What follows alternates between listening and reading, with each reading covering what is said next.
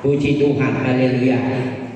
Firman Tuhan pada hari ini menyapa kita dari kitab Matius pasal 3. Matius pasal 3 ayat 1 sampai 12. Ayat 1 sampai 12.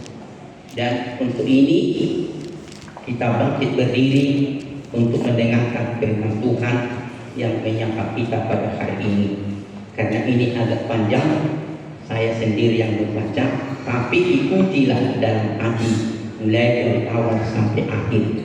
Kalau judulnya di atas Yohanes Pembaptis, itulah judulnya, Yohanes Pembaptis. Demikianlah firman Tuhan. Pada waktu itu tampillah Yohanes Pembaptis di padang gunung Yudea dan memberitakan, bertobatlah sebab kerajaan surga sudah dekat. Sesungguhnya dialah yang dimaksudkan Nabi Yesaya ketika ia berkata, ada suara yang berseru-seru di padang gurun, persiapkanlah jalan untuk Tuhan, luruskanlah jalan raya baginya. Yohanes memakai jubah bulu unta dan ikat pinggang kulit, dan makanannya belalang dan madu hutan. Lalu datanglah kepadanya penduduk dari Yerusalem, dari seluruh Judea dan seluruh daerah sekitar Yordan, sambil mengaku dosanya mereka dibaptis oleh Yohanes di Sungai Yordan. Ketika ia melihat banyak orang Farisi dan orang Saduki datang untuk dibaptis, berkatalah ia kepada mereka, hai kamu keturunan ular berbisa, siapakah yang memperingatkan kamu supaya melarikan diri dari muka yang akan datang? Jadi hasilkanlah buah yang sesuai dengan pertobatan. Janganlah mengira bahwa kamu dapat berkata dalam hatimu, Abraham adalah bapa leluhur kamu. Karena aku berkata kepadamu, Allah dapat menjadikan anak-anak bagi Abraham dari batu-batu ini. Kapak sudah tersedia pada akar pohon, dan setiap pohon yang tidak menghasilkan buah yang baik akan ditebang dan dibuang ke dalam api. Aku membaptis kamu dengan air sebagai tanda pertobatan, tetapi ia yang datang kemudian setelah aku lebih berkuasa daripada aku, dan aku tidak layak melepaskan kasutnya. Ia akan membaptiskan kamu dengan Roh Kudus dan dengan api. Alat penampi sudah di tangannya. Ia akan membersihkan tempat pemilikannya dan mengumpulkan gandumnya ke dalam lumbung, tetapi sekali itu akan dibakarnya dan api yang tidak terpadamkan. Katakan haleluya. Haleluya. Silakan duduk Bapak Ibu Saudara sekalian. Ini minggu yang pertama, tepatnya tanggal 7 Desember. Jadi kita sudah beralih dari bulan November kepada bulan Desember. Jadi November, Desember ini bagi kita bulan ke-12, ya, bulan 12. Tapi untuk nama Desember itu bulan yang ke-10. Kalau nama Desember jadi nama TK10, yaitu karena pergeseran maka menjadi bulan 12. Kalau artinya tidak begitu mahal seperti yang kita biasakan, ya, Desember ini. Dan kalender gereja, nah ini disebutkan, inilah minggu Advent yang kedua. Nah, jadi kita masuk minggu-minggu Advent yang berlangsung sampai 4 minggu, ya, 4 minggu, baru nanti mencapai puncaknya Natal. Itulah yang sedang kita masuki. Pada bulan Advent minggu yang kedua ini apa yang mau dikatakan dengan minggu Advent kedua? Ini yang mau dikatakan, yakni pertobatan dan penyesalan. Itulah minggu Advent kedua, pertobatan dan penyesalan. Sehingga pada minggu yang kedua kita mau tantang hari ini dengan firman yang sudah kita dengar, ya, menyapa kita, mau berkata kepada kita, engkau ya jemaat yang hadir hari ini dalam minggu kedua ini dari minggu Advent, engkau harus bertobat dan menyesali dirimu.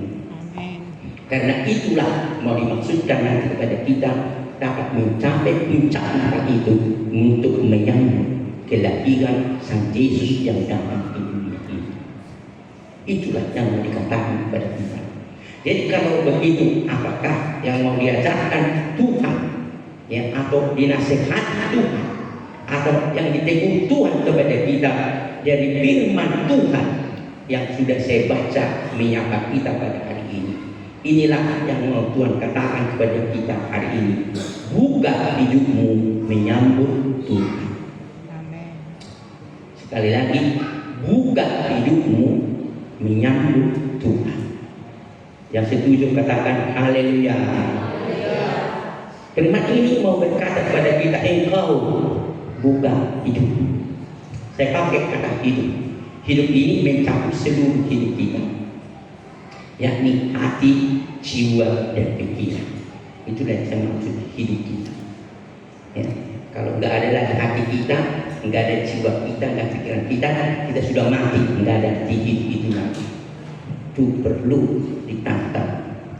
Sekarang perhatikan hatimu, ya, jiwamu, pikiranmu yang kau pusatkan. Karena kedua ini tak terpisah ini. Hati, jiwa, pikiran. Semua dari hati menyentuh ke jiwa, dari jiwa menyentuh ke pikiran. Disinilah menentukan. Karena sering pikiran ini bisa tergoyang. Ada godaan-godaan datang yang selalu untuk menggoda.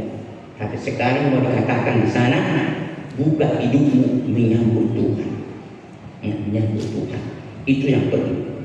Jadi dalam membuka hati kita ini, artinya kita berkenankan Dia, Tuhan, masuk ke dalam kehidupan kita. Haleluya. Haleluya. Haleluya. Haleluya. Berkenankan Dia ke dalam hidup kita. Sehingga ketika kita menyapa kita dengan firman, ingat, jangan lupa firman itu adalah Allah. Amin. Ketika firman disampaikan, maka itu Allah sendiri atau Tuhan sendiri yang menyentuh manusia kita, hidup kita. Dia yang menentukan kehidupan kita. Dia mau berkenan untuk ada di dalam kehidupan kita. Itu yang perlu. Jadi kalau kita sudah membuka hidup kita menyambut Tuhan dalam kehidupan kita, ada 3 hal yang harus kita temui dari firman Tuhan ini. Ingat, ada 3 hal yang harus kita temui dari firman ini. Apa yang kita lihat di sana? Kembali kalau kita baca mulai dari ayat 1 ini nanti sampai ayat ke-6, ini satu sangat.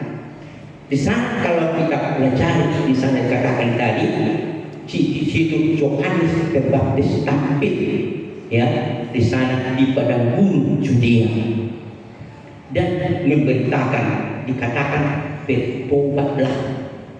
Ingat, sebab kerajaan surga sudah dekat. Ingat, bertobatlah sebab kerajaan surga sudah dekat.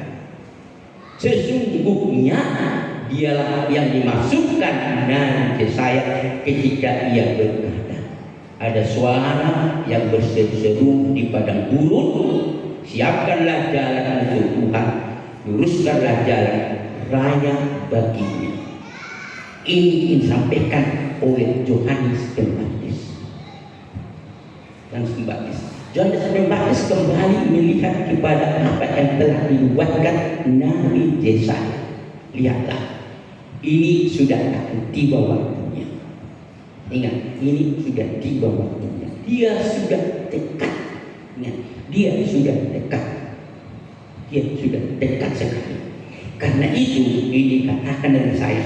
Sekarang suaranya, sekarang katakan pada kita, bersiapkanlah jalan untuk Tuhan. Bukalah hidup kepada Dia. Amin. Bukan itu. Jangan lewatkan waktu yang Tuhan berikan. Karena itu apa yang mau Tuhan katakan kepada kita dari sini, ini yang pertama yang mau Tuhan katakan kepada kita. Responi Tuhan memperbaharui hidupmu. Amin. Ya, responi Tuhan memperbaharui hidupmu. Ini maksudnya. Karena Dia akan mau berjalan, masuk, buka, bersiapkan jalan untuk Tuhan. Artinya hidupmu, buka jalanmu. Dia mau masuk ke dalam dirimu. Itu katanya kepada orang-orang itu dan kepada kita pada hari ini. Buka, jangan tutup, yakni hidupmu, batinmu, kehidupanmu. Jangan kita mendengarkan tengkuk kita. Jangan kita mengeraskan hati kita dan lain-lain. Dan kita berkata, apa dok maka tidak isi asal waktu itu langsung begitu. Karena bulan ini ingat, ini bulan kesempatan yang Tuhan berikan kepadamu. Kalau sudah bulan Desember kita selalu katakan ini menjadi bulan Natal. Pada umumnya mulai tanggal 1, 2 terus sudah berjalan 1 bulan ini. Walaupun puncaknya Natal nantinya. Itu sebabnya dia mulai Natal dimulai Januari. Waktu mulai dan apa tidak tanggal 25. Tidak seperti saya dan Bapak Ibu. Kalau saya lahir tanggal 10 bulan 5, tidak mulai tanggal 1 bulan 5. Enggak. Ingat, itu bedanya sama Yesus. Amin. Amin. Tidak harus tanggal 25 kita bernada. Tidak. Ini dia perlu kita lakukan. Kenapa kita mulai lakukan pada bulan ini? Karena kehadirannya tidak sama seperti kita masing-masing. Amin. Tidak sama. Karena ini buka, responi hatimu. Apa arti respon? Tanggapan ya. Apa? Ada tanggapan. Ada yakni reaksi. Ada jawaban dari diri kita. Kita harus menanggapi. Sekali lagi, jangan menutup telinga. Atau jangan biarkan masuk dari telinga kanan, keluar dari telinga kiri. Sebabnya kita tidak pernah berubah dari hidup kita. Kita tidak pernah diperkenankan Tuhan yang sudah menyapa kita memproses kehidupan kita. Itu yang sering terjadi. Karena itu pada hari ini mau dikatakan kepada kita, responi Tuhan karena Dia memperbarui hidupmu. Amin. Bisa kita diproses hidup kita. Kita dibentuk di dalam Dia. Ingat, sehingga kehidupan kita seperti yang sudah kita dengarkan dengan nyanyian-nyanyian kita. Dia mati di kayu salib. Dia hadir untuk menebus kita dari dosa yang mencekam kita. Karena Dia mau melepaskan kita.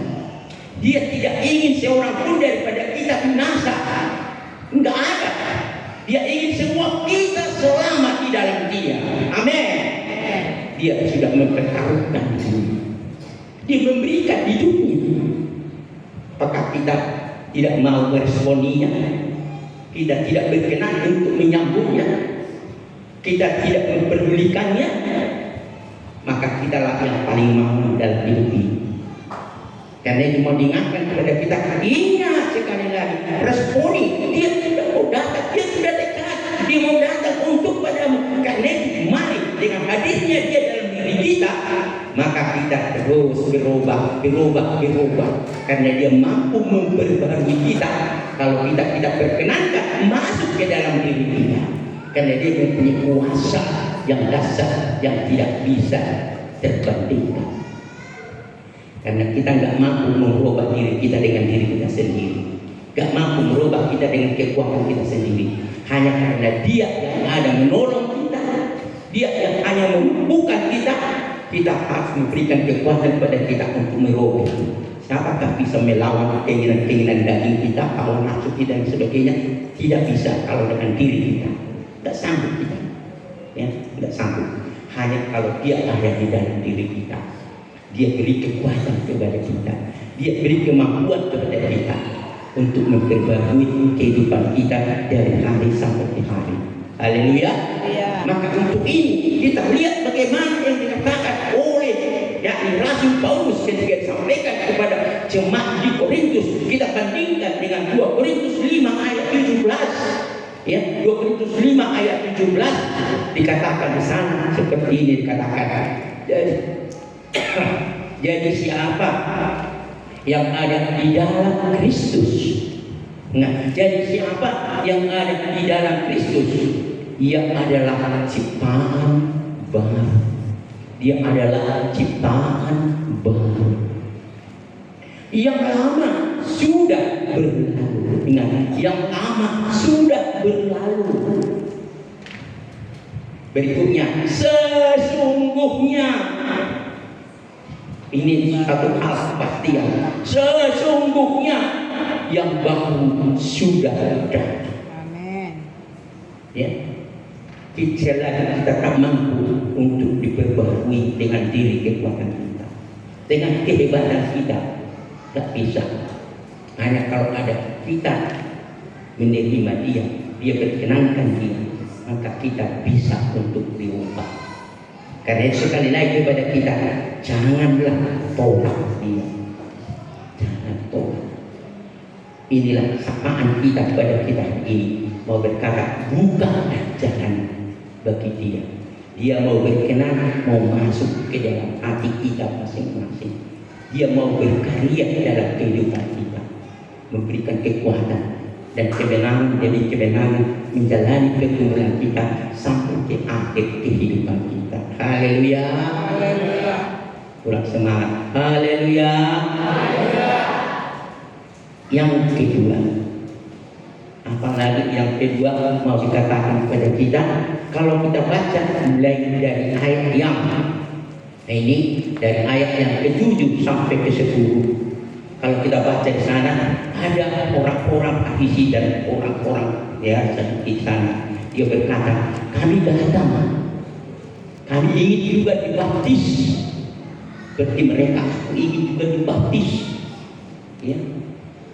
Sehingga dia bilang oleh Yohanes Pembaptis, dia bilang, kau pikir rupanya itu dengan itu kau membebaskan diri dari murka Tuhan kepadamu? Oh, bukan. Ingat, bukan begitu. Ingat apa yang mau dikatakan kepada kita, ingat, kalau kita melakukan ritual-ritualnya, maka dengan demikian otomatis kita berubah? Enggak. Maksudnya enggak. Kau langsung dibaptis otomatis? Belum. Bukan langsung tahu baptisan itu menunjukkan tahu dia kuasa lama, enggak ada. Bukan. Tapi bacalah dan lihatlah dirimu. Kenallah dirimu. Haleluya. Apakah yang kita lakukan selama ini? Apa yang kita berbuat atau kerjakan selama ini? Ingat tadi, sekali lagi, yang pertama tadi, perkenankan dulu Dia masuk ke dalam diri kita. Haleluya. Respon Dia, karena Dia bisa memperbaiki kita. Itu tadi. Karena itu kalau Dia sudah masuk ke dalam diri kita, apa? Dialah yang mampu berubah kehidupan kita. Karena itu kita lihat, kalau kita sudah berubah dalam diri kita, Dia perkenankan Tuhan dalam diri kita, itu maksudnya. Dan pertama, kalau Tuhan sudah perkenankan Tuhan masuk ke dalam dirimu, mengubah hidupmu, maka yang kedua, perbuatan adalah bukti hidup telah diperbaharui. Ya, perbuatan adalah bukti hidup telah diperbaharui. Jadi kalau memang engkau sudah perkenankan, maksudnya Tuhan itu masuk ke dalam hatimu untuk memperbaharui dirimu, dengan otomatis begitu? Oh, belum. Dan mana membuktikan itu? Karena kita manusia tidak mampu melihat dengan mata kepala kita. Saya tidak mampu melihat bapak-bapak ibu dan bapak pada saya, melihat saya orang yang bagaimana saya. tidak mampu melihat saya. Apakah saya orang yang seperti ini, orang seperti ini? Belum. Kalau dengan mata kepala kita, tentu orang yang setia beribadah kepada Tuhan sudah pasti dia orang-orang yang dimaksud. Belum tentu. Dia sendiri berkata, bukan semua orang berkata Tuhan masuk ke dalam kerajaan surga. Tapi apa? Yang melakukan kehendak Bapa belum surga. Jadi apakah kita sudah melakukan kehendak Bapa kita di surga itu? Apa yang membuktikan? Itu maksudnya. Apa yang membuktikan? Perbuatanmu. Itu mau dimaksudkan kepada kita. Haleluya. Bagaimana perbuatan kita? Pernah sudah kita lakukan? Apa yang kita kerjakan? Itu mau dikatakan kepada mereka tadi. Kau bertobat, kau harus berubah. Nampak daripada perbuatanmu. Katanya kepada Al-Farisi dan Al-Qur'an itu. Makanya nampaklah dari pohon, dari buahnya itu. Kalau pohonmu itu bagus, akan menghasilkan buah-buah yang bagus. Yang jelek dalam bagianmu. Karena hati ini kalau sudah disentuh kata Yesus, dari hatilah keluar dari mulut kita. Apa yang baik, apa yang tidak baik. Mau dikatakan kepada kita. Demikian juga dengan hidup kita. Dia berkata kepada kita, segala perbuatan kita, segala tindakan kita, segala kelakuan kita, ya, sebagai tingkah laku kita, itu nampak nyata dari perbuatan yang nyata yang kita lakukan setiap hidup kita, hari kita. Amin. Apa yang kita lakukan, apa kita berbuat? Apakah kamu sudah menyambut Kristus dalam dirimu? Maka dikatakan juga kepada kita, itu nyata dalam hidupmu dari apa yang kau lakukan. Banyak bagaimana kesetiaan kepada Tuhan nampak dari sana juga. Kalau setia kau beribadah nampak dari perbuatanmu, kan hanya kepada kita. Kalau kau datang begini minggu-minggu hanya engkau perlu, engkau baru datang. Engkau begini baru kau datang, bohong, kan hanya kepada kita. Bohong.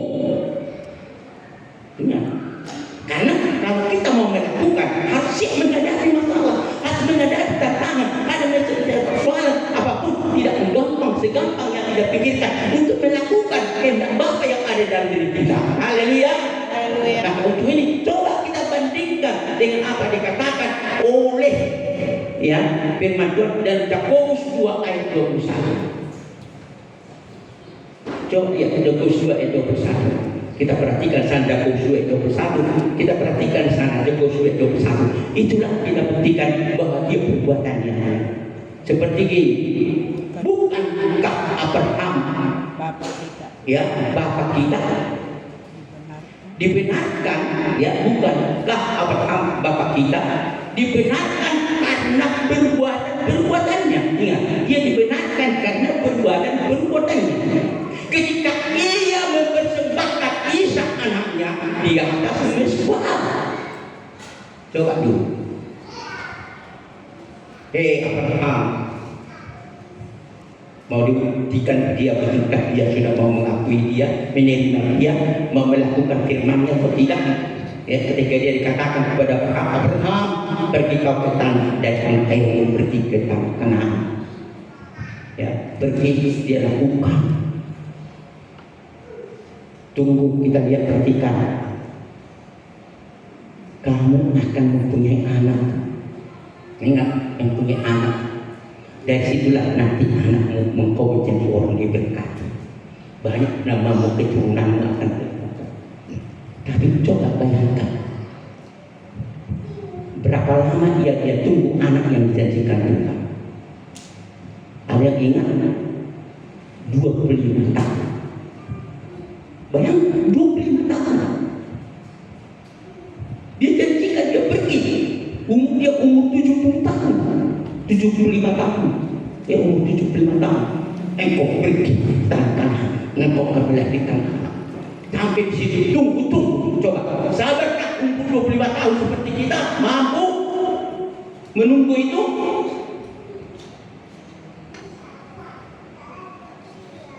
Dia lakukan. Banyak tantangan dia karena dia juga sabar sampai dia bilang istrinya juga lama kali juga.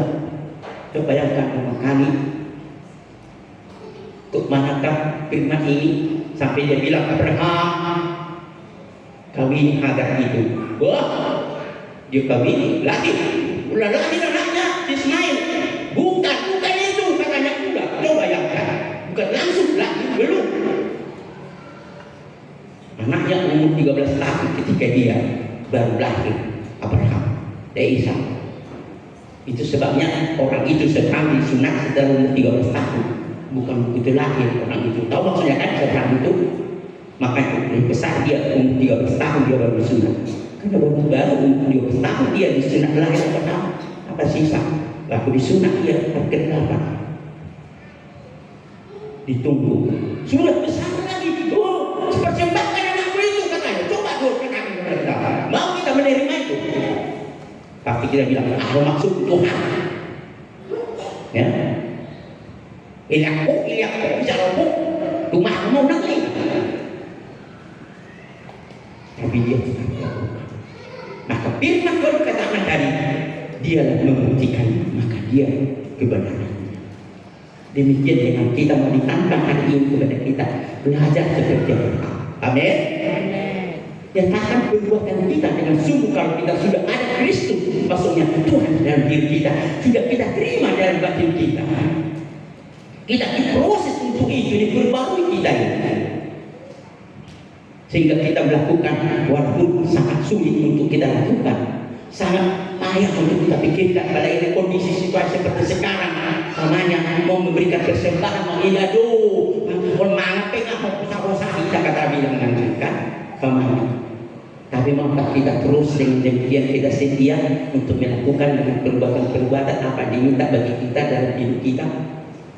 Mari renungkan dengan dalam. Itu mau dikatakan kepada kita pada hari ini. Haleluya. Haleluya. Haleluya.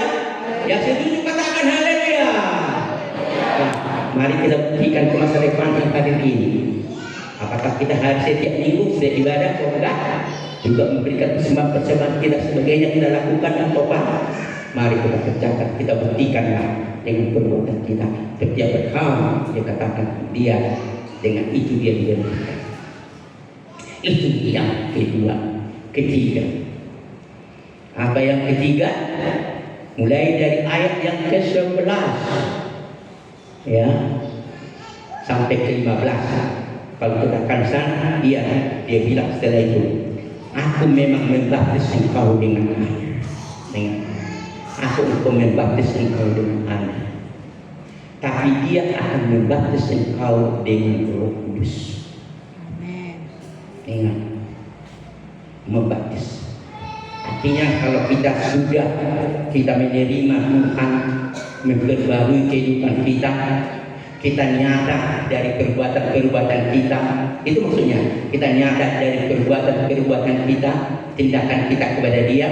Maka dengan demikian, maka engkau akan dimasuki oleh Roh Kudus. Artinya dibaptis. Ingat, dipakai di sini kata baptis, baptizo, artinya dimasukkan, diselamkan ke dalam Roh Kudus itu. Ya, Roh Kudus itu adalah kenyataan Allah. Karena melalui Roh Kuduslah dia hadir dalam diri kita, dalam kehidupan kita pada sejak Pentakosta. Haleluya. Haleluya. Ya, kalau ia sudah ada dalam dirimu, engkau mau perbaharui nyata perbuatanmu, maka Roh Kudus berkenan untuk masuk ke dalam dirimu, untuk memimpinmu, mengaturmu, menguatkanmu. Karena melalui itu engkau dipersatukan di dalam Dia.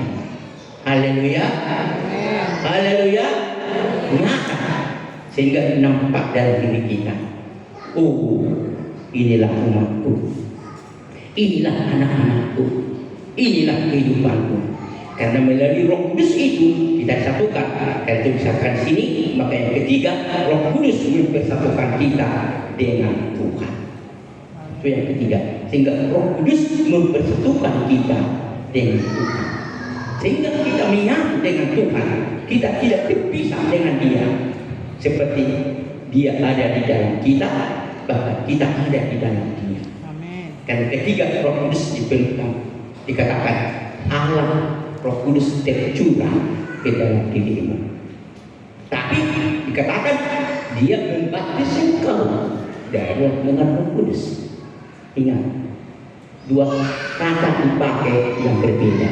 Satu, dicurahkan seperti air yang dicurahkan ke dalam gelas. Tapi satu sisi dia masuk ke dalamnya karena dibaptis, dimasukkan ke dalamnya. Sehingga seperti waktu kita selalu berjauhan kudus, aku di dalam dia dan dia di dalam aku. Amin. Tidak terpisahkan, menyatu seperti apa? Seperti air dengan susu. Ya, kalau tidak menyatu air dengan susu tidak terpisahkan. Ketika kita makan minum susu juga ada airnya di situ. Ketika kita makan air, minum airnya juga minum susunya. Karena tidak terpisahkan kedua itu. Satu kesatuan yang tak terpisahkan. Itulah hubungan kita dengan Tuhan. Karena itu Paulus juga menasihati kita, mau mengatakan kepada kita dalam 1 Korintus 12 ayat 12 dan 23, hubungan kita dengan Tuhan dikatakan di sana seperti yang dikatakan di sana. Sebab sama seperti tubuh itu satu dengan anggota-anggotanya banyak, dan semua anggota tubuh itu sekalipun banyak merupakan satu tubuh, demikian pula Kristus. Sebab dalam satu roh kita semua, ya, baik orang Yahudi maupun orang Yunani, baik budak maupun orang merdeka, telah dibaptis menjadi satu tubuh, dan kita semua diberi minum dari satu roh, enggak terpisahkan kita dengan satu dengan kita, menyatu dengan kita. Dengan melihat kita, maka juga orang melihat bahwa Kristus ada dalam diri kita.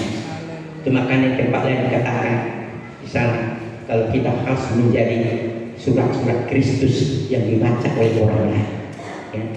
Kalau kita baca dalam 1 Korintus 3 sekali kata saya, kamu menjadi surat Kristus yang dibaca oleh orang lain. Kenapa? Karena Kristus sudah ada dalam diri kita. Dia menyatu dalam diri kita. Kita tidak terpisahkan. Dengan melihat diri kita, orang melihat ada Kristus dalam kehidupan kita, ada Tuhan dalam diri kita. Itulah yang mau ditangkap. Sehingga dengan ini kita terus maka kita terus ini sudah menyambut dia dan berkenan kepada Tuhan. Mengakhiri firman ini saya baca kita di dalam yang Galatia 2 ayat 20. Mengakhiri firman ini saya baca Galatia 2 ayat 20. Namun aku hidup, sehingga begini ya, namun aku hidup, ingat, tetapi bukan lagi aku sendiri. Ingat kata sendiri ya, bukan aku lagi sendiri. Tak pola nau, tak pola nau, itu maksudnya. Aku sendiri yang hidup, melainkan Kristus yang hidup di dalam aku. Ya, Kristus yang hidup dalam aku. Sehingga terpancarlah kemuliaan Kristus dari diri kita. Terpancar diri kita di tengah-tengah masyarakat lingkungan di mana kita berada. Kalau kita lihat, oh inang ini, wah amang ini, sang pemuda ini, wah mana dia ibadahnya, mana gerejanya, wah luar biasa. Ini tanya, sehingga tanya di mana kau inang beribadah? Di sana punya, di sana wah tidak ada berbeda dengan yang lain, tidak sama lagi kita dunia sekitar kita. Haleluya, haleluya. Dan tepuk tangan kemuliaan Tuhan, puji Tuhan. Yang mau merenungkan firman ini, mari kita bangkit berdiri dan menjadi komitmen dalam hatimu untuk menjalani hidup ini. Ketika di